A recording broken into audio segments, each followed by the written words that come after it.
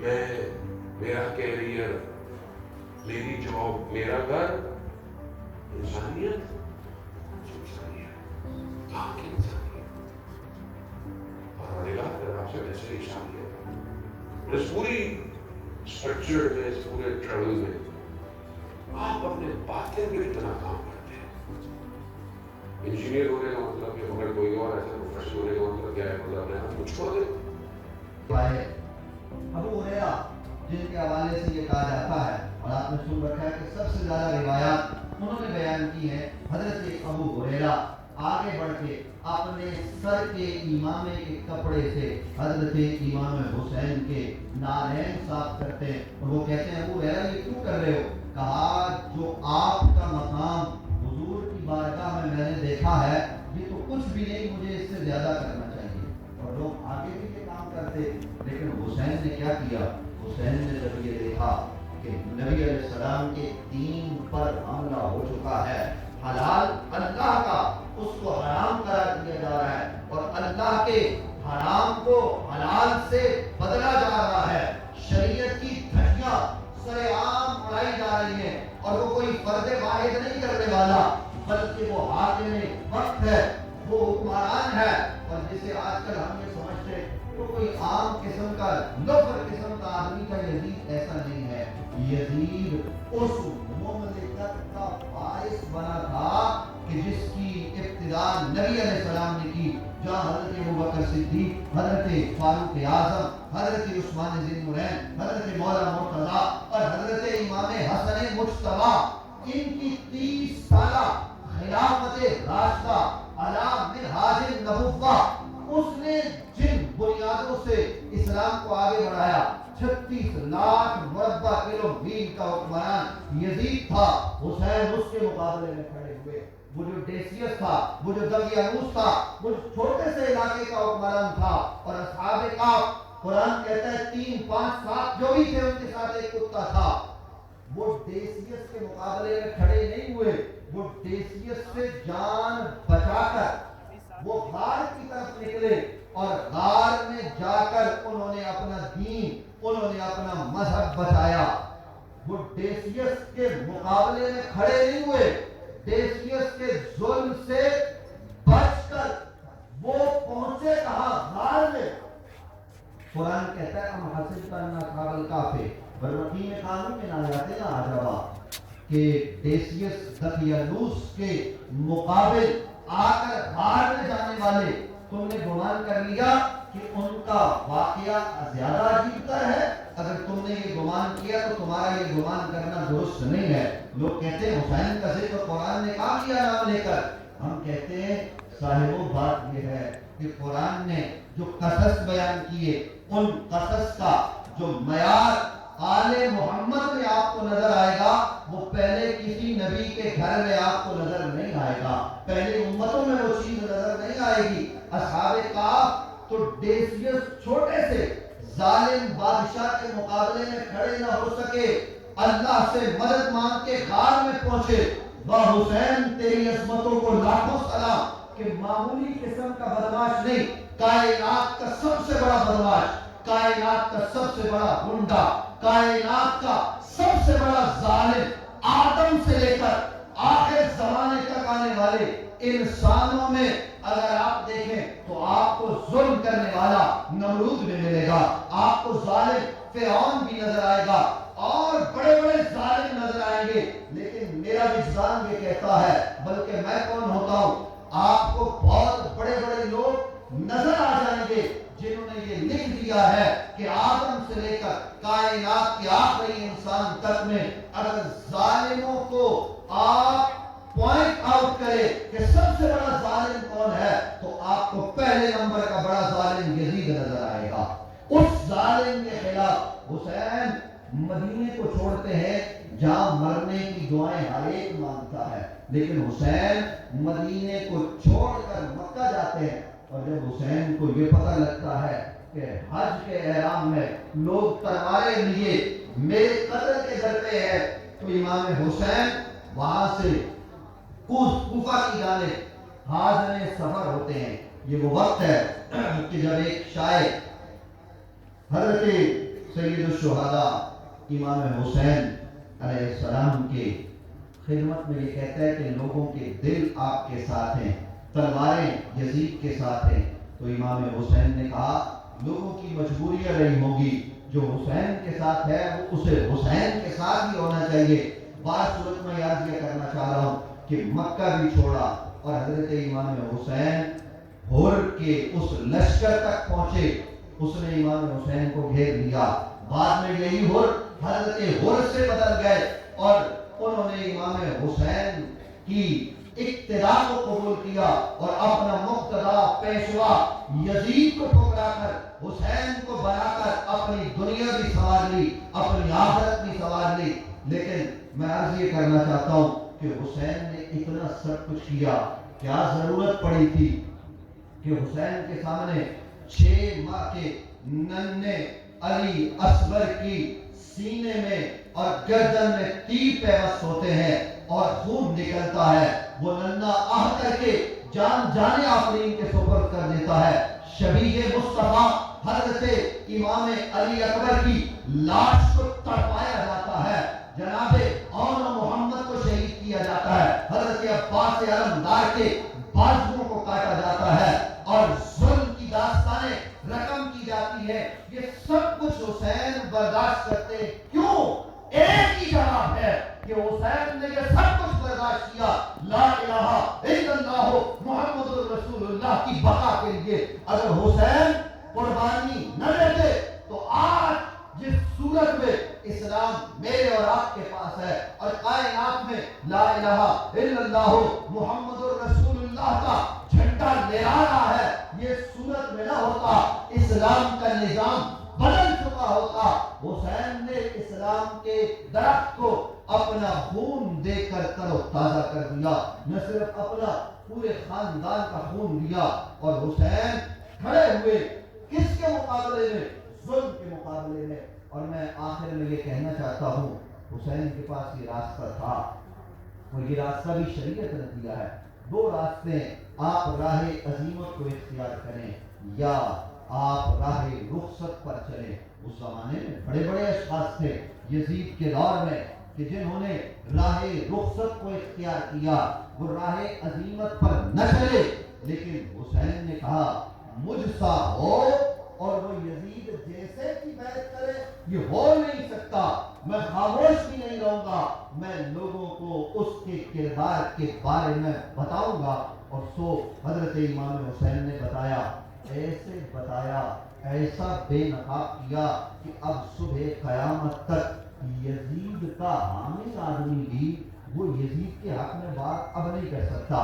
آپ کے علم میں ہوگا، آپ نے میڈیا پہ دیکھا ہوگا، ایک دفعہ اسی شہر میں نعرہ لگا اس کے زندہ باد کا کہ جو ہمیشہ کے لیے مرد آباد ہے، جو ہمیشہ کے لیے فنا ہے، وہ بدبخت وہ یزید. وہ مولانا جب ٹی وی چینل پہ ہمارے سامنے بیٹھے تو ہم نے کہا تم نے زندہ باد کے نعرے کیوں لگوائے؟ کہا میں نے تو نہیں لگوائے. وہ راہ فرار اختیار کرنے لگے. میں نے کہا کیسے نے لگائے؟ کہنے لگے وہ جو تھا وہ بے نام آدمی تھا، ہم اس کو جانتے نہیں تھے. آپ نے سنا ہوگا، دیکھا ہوگا. میں نے اس سے کہا کہ وہ آپ کے بغل میں کھڑا اور آپ کہتے ہیں آپ اس کو جانتے نہیں. کہا میں جانتا نہیں. میں نے کہا یہی تو حسین کی مار ہے کہ تم اس کو جانتے ہوئے انجان بن گئے. یہی تو حسین نے مار دی ہے. یزید تو یزید رہا. یزید کا کوئی حامی ہو وہ دل سے تو اس کا حامی رہے گا پر زبان سے اس کی حمایت نہیں کر سکے گا. یہی حسین کی مار ہے.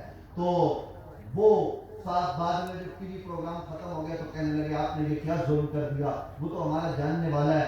آج کے بعد آپ کسی ٹی وی ٹاک شو میں آ جائیں اور جو آپ بات کریں گے میں آپ کی تعریف کروں گا. اور پھر ایسا ہی ہوا. وہ مولانا بارہا آئے جو دل سے یزید کے حامی تھے، لیکن نہ جانے ان کو کیا ہوا کہ ہم نے سیدہ زہرا کی عصمت کی بات کی، انہوں نے ہماری تعریف کی. تو میں عرض یہ کرنا چاہتا ہوں کہ حضرت سید الشہداء سیدنا امام حسین علیہ السلام آپ کی عظمتوں کو لاکھوں سلام کہ آج لوگ یزیدی ہو کر بھی اپنے گھر میں بیٹے کا نام یزید نہیں رکھتے، نام وہ بھی حسین ہی پسند کرتے ہیں. اور اگر رکھیں گے، میں نے ایک صاحب سے کہا، میں نے کہا تم تو بڑے یزید کے حامی ہو اور تم یزید کے حق میں تحریک چلاتے ہو یہاں مظفر آباد شہر میں، اور اپنے آپ کو یہ بتاتے ہو کہ تم یزید کی اولاد سے ہو، تو تم اپنے گھر میں یہ جو تمہارے 3-4 بیٹے ہیں ان میں سے کسی ایک کا نام یزید رکھتے تھے، اب کوئی اور بیٹا تمہیں مل جائے تو اس کا نام یزید رکھو۔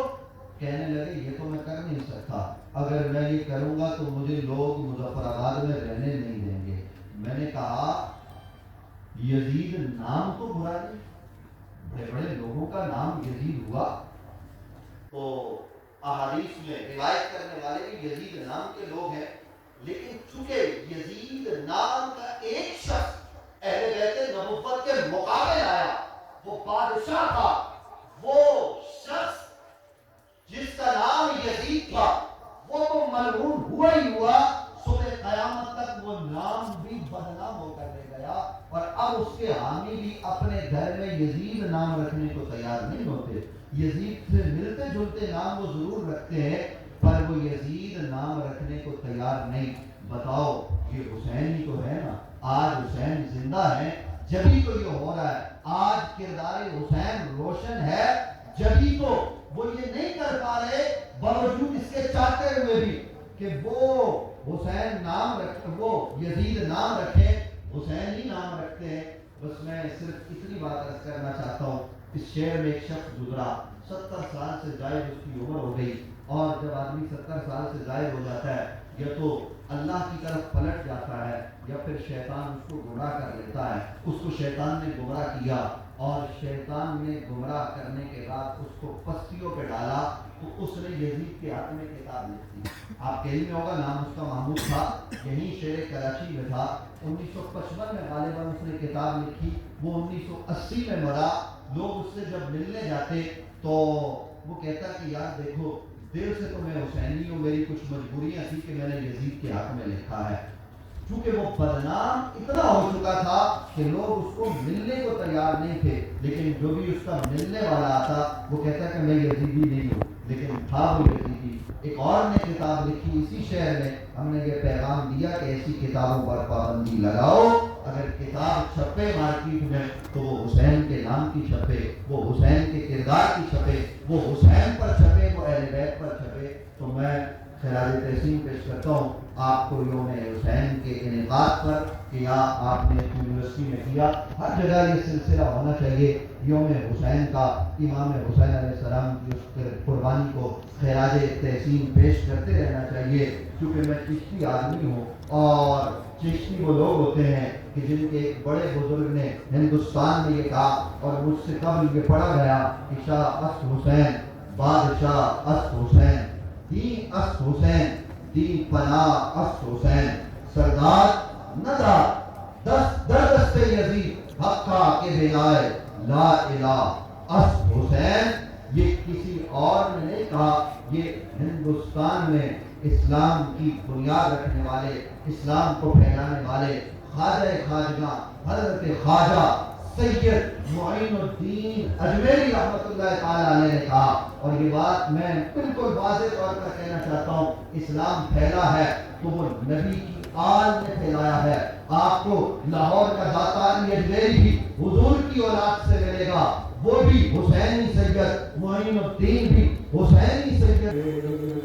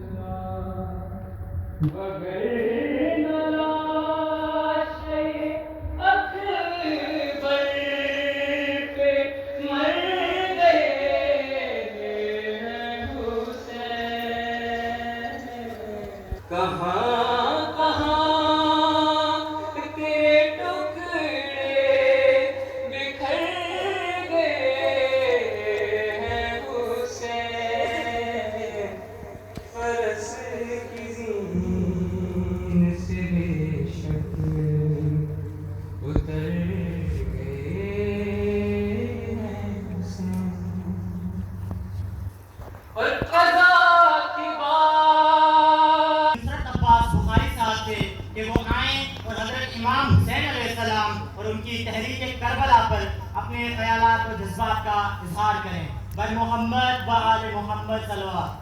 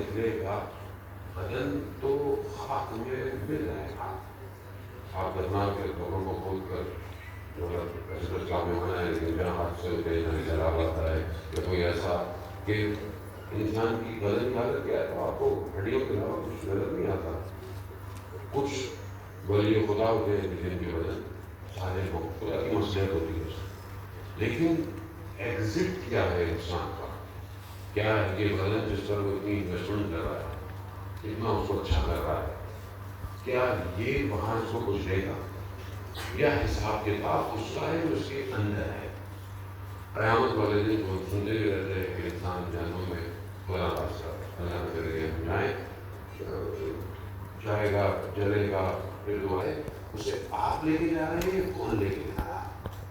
اور یہ اتنا پورا نظام، یہ سب سیٹلائٹ، یہ سب انفارمیشن، آج دنیا جو ہے وہ آرٹیفیشیل انٹیلیجنس کا دور ہے، آج انسان جو ہے کہاں کہاں کیا کیا کر رہی ہے، وہ یہ سب جو انسان کر رہا ہے یہ سب مادہ ہے، سب میٹر ہے، کوئی چیز ابھی باقی نہیں ہے کہ فریکوینسی ہمیں نظر نہیں آتی، فریکوینسی ہمیں یہ ویوز نظر نہیں آتی کہ انسان کہیں بھی کام کرے تو نقصان دے رہا ہے، نہیں، کام اگر انسانیت کے لیے کہیں بھی کام ہو سکتا ہے، لیکن پرٹیکولرلی جو پہلا حق بنتا ہے وہ آپ کا اپنا وطن ہے، آپ کا اپنا ملک ہے۔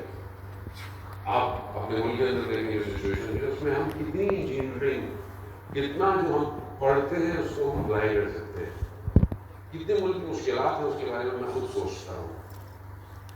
پہلا ہدف میرا کیا ہوتا ہے کہ جب میں انجینئرنگ یونیورسٹی میں آتا ہوں میرے ذہن میں کیا ہوتا ہے، میں نے کیا بننا ہے، 4 year 5 year 6 year, mechanical, electrical, computer, ذہن میں کیا ہوتا ہے خود آپ نے کسی کا ذہن تو کوئی دیکھ سکتا، آپ کا اپنا ذہن کیا ہوتا ہے۔